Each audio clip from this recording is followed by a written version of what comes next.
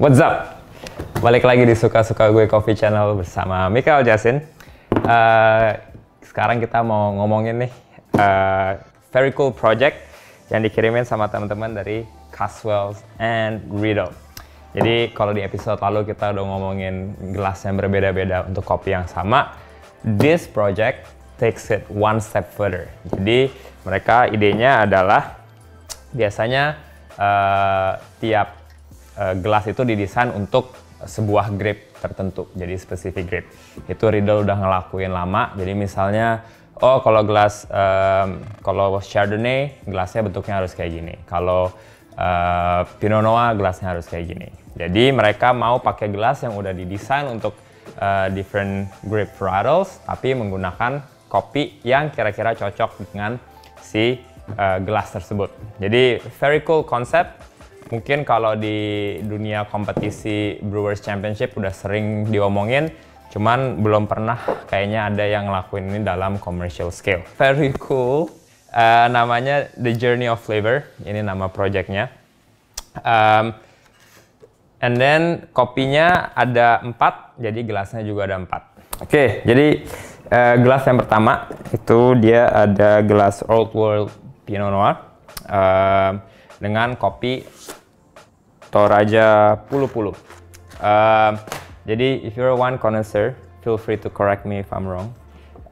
Biasanya Old World itu dia adalah grape dari European countries. Jadi grape yang emang udah area yang udah bikin wine dari zaman dulu banget. Jadi makanya dibilang Old World. Terus juga yang original place lah gitu. Nah, biasanya Old World Pinot itu punya karakteristik yang kompleks, deep red fruits, sort of sweetness. Jadi kalau pakai si Toraja Pulu Pulu ini, kalau dari tasting notes-nya di sini ada dark chocolate, spice, and cedar.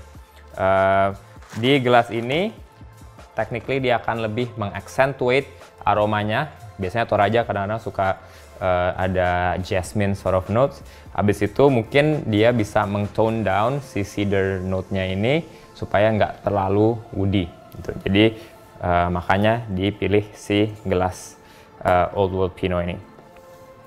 Itu yang kedua, ada Sauvignon Blanc glass menggunakan kopi dari Pantan Musara, natural process. Very cool. Karena biasanya soft blanc itu very floral, udah gitu biasanya ada kayak green apple, acidity, aroma and flavor kalau di soft blanc. Kalau kena si Pantan Musara natural ini, di tasting notes-nya dia berries, tropical fruit, and sweet. Jadi kalau pakai ini, in theory dia akan lebih ngeluarin si tropical fruit-nya dan juga si berry sweetness and acidity-nya. Menarik banget. Habis itu yang ketiga ada gelas Chardonnay menggunakan kopi Brazil Cerrado. Interesting combo, to be honest. Karena biasanya Chardonnay itu wine-nya lumayan dry and oaky, tapi juga crisp. Disatuin sama Brazil Cerrado yang traditionally dia bodinya heavy, terus quite nutty, caramel, sweet. Jadi I think kenapa mereka combine ini supaya si Brazil yang biasanya very heavy body kena gelas yang untuk Chardonnay bisa naikin transparency of flavornya. Cool. Alright, yang terakhir, nice. One of my favorites, New World Pinot Noir. Jadi New World itu biasanya adalah Pinot Noir dari negara-negara yang menghasilkan wine-nya baru-baru. So Australia, New Zealand, America, United States itu biasa disebut New World producing countries. Dan New World Pinot Noir itu biasanya dia very aromatic, terus juga bodinya nggak se-deep si Old World. Terus juga biasanya dia lebih lebih banyak floral and bright fruit notes-nya juga.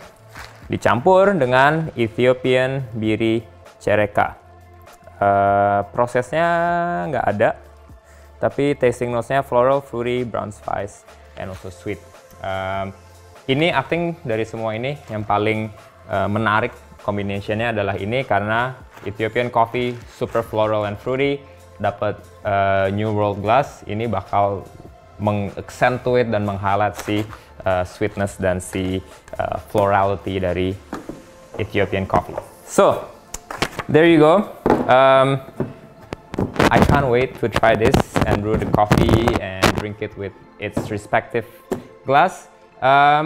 Kalau udah ada yang pernah nyobain, let me know. Let me know how you like it, if you don't like it, if you're intrigued by it.